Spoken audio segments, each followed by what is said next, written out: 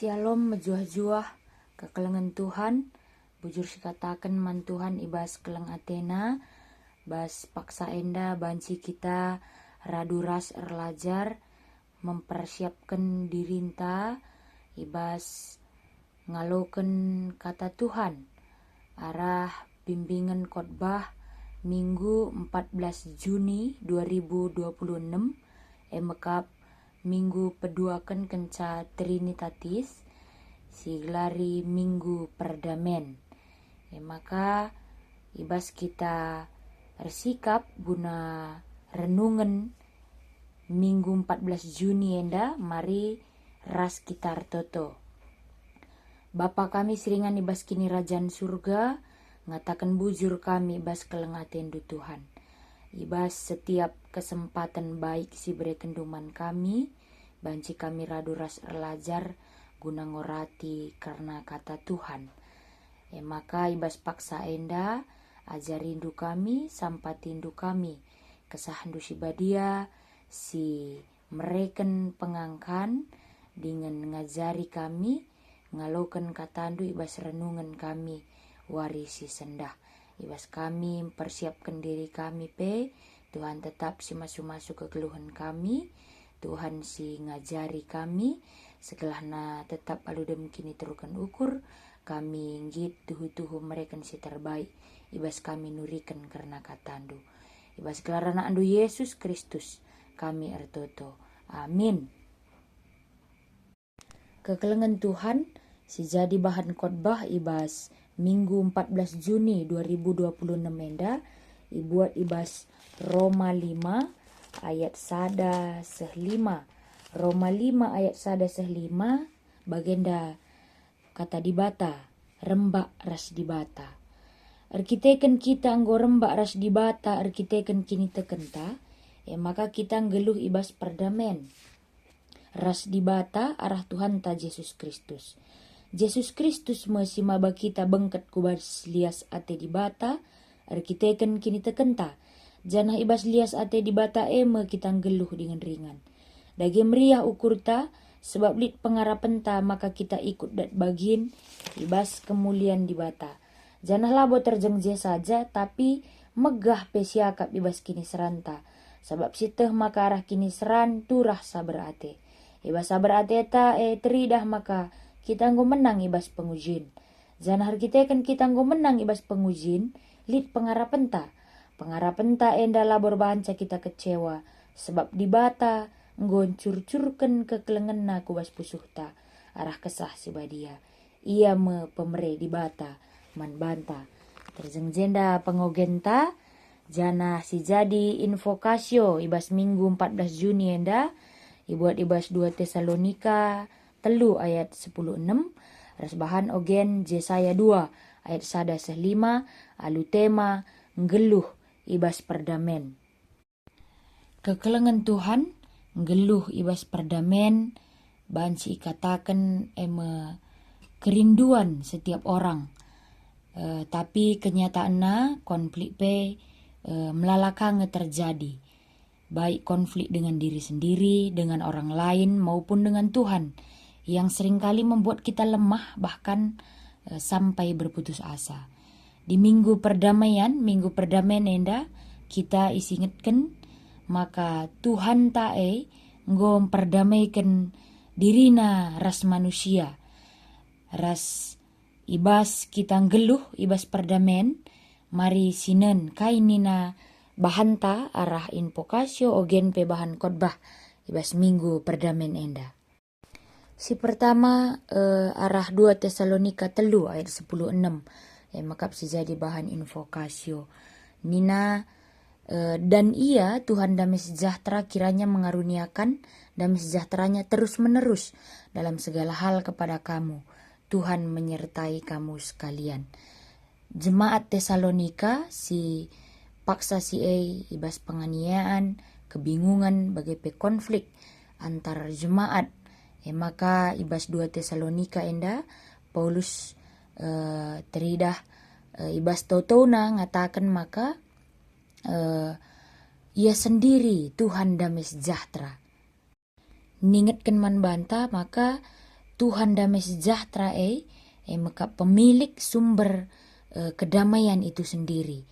Maka ketika dunia menawarkan perdamaian, kedamaian bas dunia si mungkin saja bersyarat, tapi Tuhan menawarkan damai si bersumber dari dirina sendiri, dari karakterna, dari teladan si tuduhkan naman banta. Ema pertoton si isahkan Paulus. Makasih idah nina mereken kemalaman ate man bandu katawari pe terus menerus. Jadi secara kuantitas kedamaian yang melampaui waktu dan musim kehidupan. Artinya damai sejahtera milik Tuhan tidak memiliki tanggal kadaluarsa, dan damai yang sama tetap ada saat kita berada dimanapun dan dalam keadaan apapun. Selain itu, dalam segala hal, ibas kaipe, maka caku pena melampaui kerina si terbayangkan dan terpikirkan kita. Dalam segala hal, dalam segala aspek kegeluhenta, mungkin masalah sini hadapi kita sangat bervariasi secara emosional, sosial, finansial, spiritual, dan masih banyak lagi. Karena itu, ia menegaskan bahwa damai yang datangnya dari Tuhan mencakup segala aspek. Yang artinya Tuhan memiliki segala cara untuk memberikan ketenangan di dalam setiap aspek kehidupan kita. Di keadaan yang paling kacau sekalipun, akan selalu ada cara Tuhan dan kekuatan yang datangnya dari Tuhan untuk membuat kita bertahan. Dan yang terakhir, Tuhan menemani kam kerina. Mengapa kita bisa mendapatkan damai sejahtera yang terus-menerus dalam segala hal? Jawabannya adalah karena kehadiran Tuhan itu sendiri. Bagaimana kita tetap merasakan kehadiran Tuhan, sang sumber kedamaian di dalam hidup kita, si otomatis mbaba kedamaian ibas kegeluhentai. Maka arah invokasiota saja 2 Tesalonika 3 ayat 16 menjelaskan, menekankan, mengingatkan kita di minggu perdamaian ini bahwa damai sejahtera sejatinya bukanlah ketiadaan badai di sekitar kita, melainkan hadirnya Kristus di dalam setiap aspek kehidupan kita. Jadi dia tidak hanya sekedar menenangkan keadaan yang mungkin merenggut sukacita kita, namun dia menenangkan hati kita di setiap waktu dengan segala cara. Dan dari bahan ogen Yesaya 2 ayat 1-5 kita melihat bahwa Yesaya yang bernubuat pada saat itu di kerajaan Yehuda di bawah pemerintahan Raja Uzia, Yotam, dan Ahaz dan Hizkia, yang terjadi adanya ancaman kekaisaran Asyur, persekutuan politik yang salah, para pemimpin Yehuda yang seringkali mengabaikan Tuhan dan memilih bersekutu dengan kekuatan asing. Mereka mengandalkan kekuatan yang ada di dunia, kekuatan kuda dan kereta perang manusia, bukan perlindungan dari Tuhan. Terjadinya ketidakadilan sosial, militarisasi dan keserakahan, dan ibadah formalitas, kemunafikan. Inilah yang terjadi pada saat itu, dan bagaimana Yesaya dalam firman Tuhan, Yesaya 2 ayat 1-5 memberikan pesan pengharapan kepada bangsa yang pada saat itu Tuhan ingin umatnya tahu bahwa penghukuman atas dosa mereka bukanlah akhir dari segalanya. Dan di balik badai sejarah yang sedang mereka hadapi, Tuhan memiliki rencana pemulihan. Ketika Yesaya berbicara tentang bangsa-bangsa yang meletakkan senjata dan belajar hidup damai, ia sedang berbicara kepada bangsa yang sedang bersiap menghadapi perang, mempercayai kekuatan militer dan menindas sesamanya. Namun Yesaya menegaskan bahwa keamanan dan kedamaian sejati lahir dari pertobatan hati dan ketaatan pada firman Tuhan. Jika kita lihat di ayat 4, ini adalah salah satu ayat perdamaian yang luar biasa. Mari kita perhatikan penggunaan kata pedang atau dapat dikatakan sebagai alat membunuh diubah menjadi mata baja, yaitu alat penyedia kehidupan atau pangan. Dan tombak, alat penghancur jarak jauh, akan diubah menjadi pisau pemangkas, alat merawat tanaman. Tuhan tidak hanya menyuruh manusia meletakkan senjata, tetapi mengubah fungsi energi, teknologi yang ada, yang tadinya dipakai untuk menghancurkan, dialihkan untuk membangun kehidupan dan menyejahterakan bumi. Di ayat 5, Yesaya mengakhiri dengan sebuah ajakan yang sangat dalam, sangat sederhana. Hai kaum keturunan Yakub, mari kita berjalan di dalam terang Tuhan. Yang artinya jika kita percaya bahwa masa depan yang damai itu ada di tangan Tuhan, maka umat Tuhan harus memulainya sekarang. Kita harus mengizinkan firman Tuhan menerangi langkah, keputusan dan relasi kita setiap hari.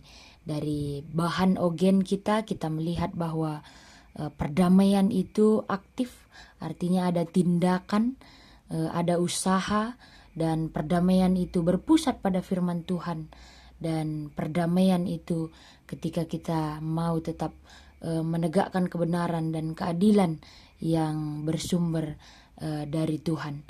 Dan kita belajar bahwa perdamaian sejati bukanlah hilangnya konflik secara kebetulan, melainkan keberanian iman kita untuk mengubah pedang ego menjadi mata bajak kasih, mengubah energi yang menghancurkan sesama menjadi daya yang menumbuhkan kehidupan dalam terang firman Tuhan. Dan dari bahan khotbah kita, Roma 5 ayat 1-5,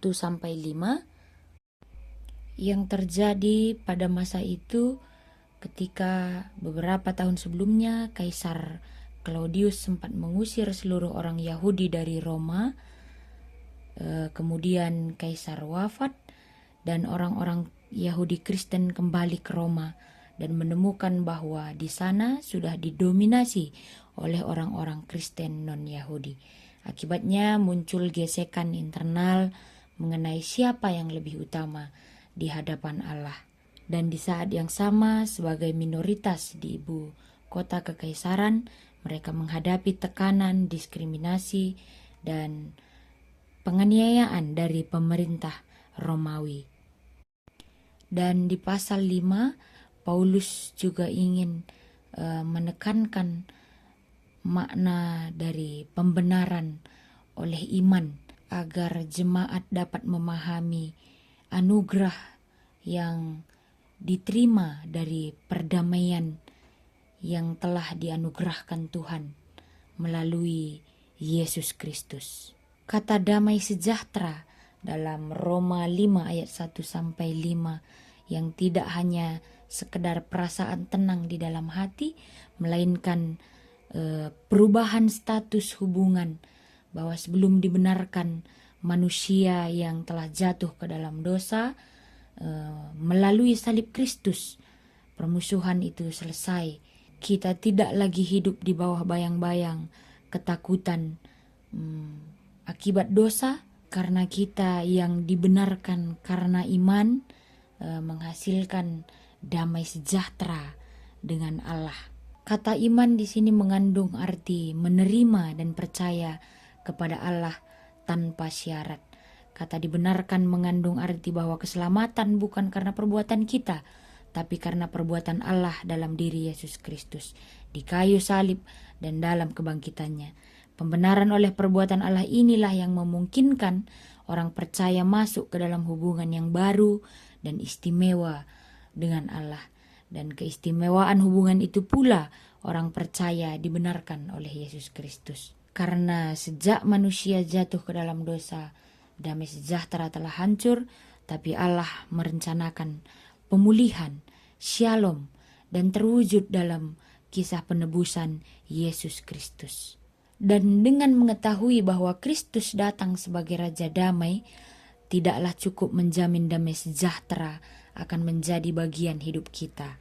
Namun untuk mengalaminya, kita harus dipersatukan dalam Kristus, dalam iman yang aktif dan hidup dalam ketaatan kepadanya. Oleh Yesus, orang percaya masuk kepada kasih karunia. Karena iman melalui Yesus, Paulus mengatakan, kita mengenal kasih karunia Allah yang di dalamnya kita hidup. Yesus sudah menghantar kita ke hadapan Allah.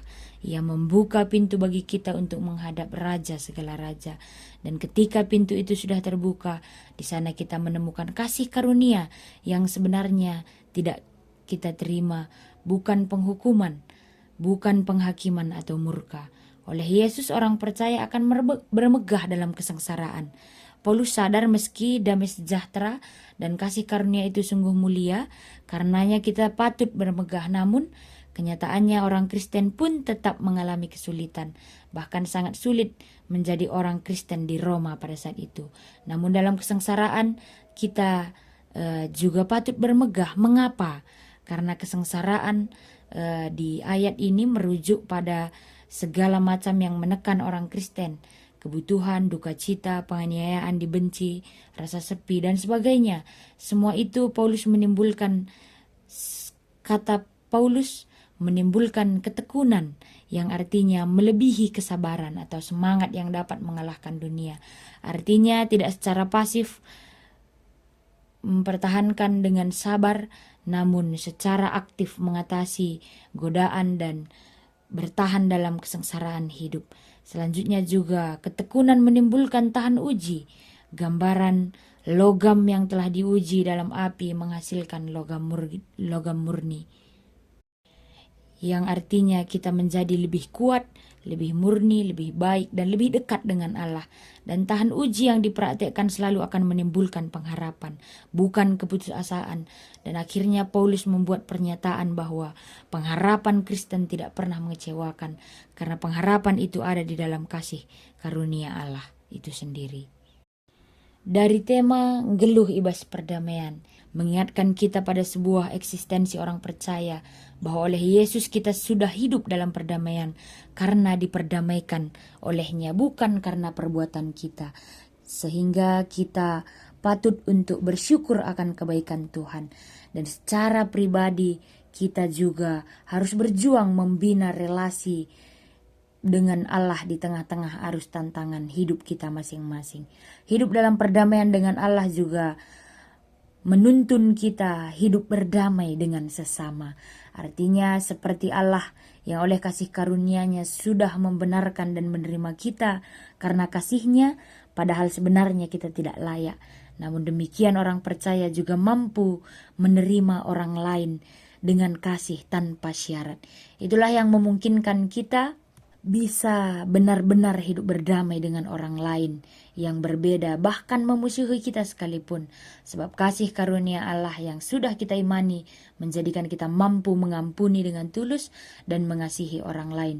Bahkan bukan hanya hidup berdamai, hidup dalam kasih karunia oleh Yesus, kita juga dapat bermegah dalam kesengsaraan, dalam tekanan, baik dari orang yang memusuhi kekristenan, sama seperti yang dialami jemaat Roma pada saat itu, maupun tekanan dari segala aspek saat ini yang mungkin kita rasakan dan mungkin kita hadapi.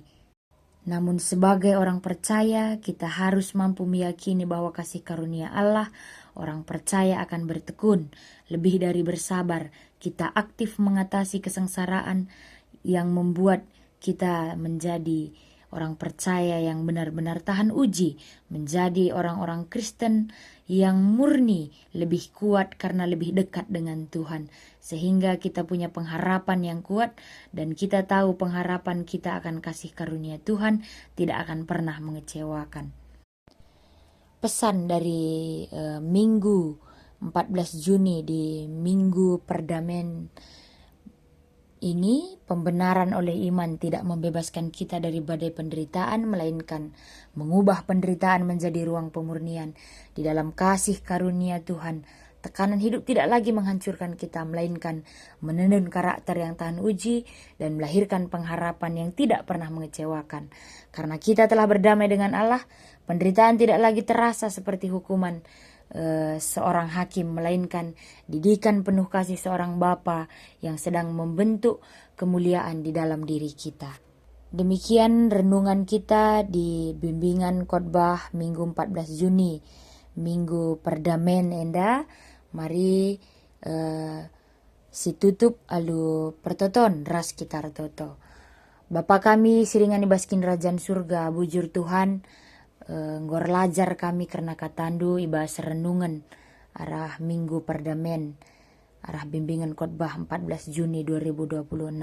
Tek kami kuasa kesah badia, si ngajari kami, si mereken pengangkanman kami, guna tuhu-tuhu memahami makna erdame, geluh ibas perdamaian, kedamaian sirahna, ibas kamnari jadi gegeh kami, guna banci berdamai, ibas kerina aspek kegeluhan kami bahkan di tengah penderitaan, bagi peras kerina manusia si mungkin ijumpai kami ibas kegeluhan kami.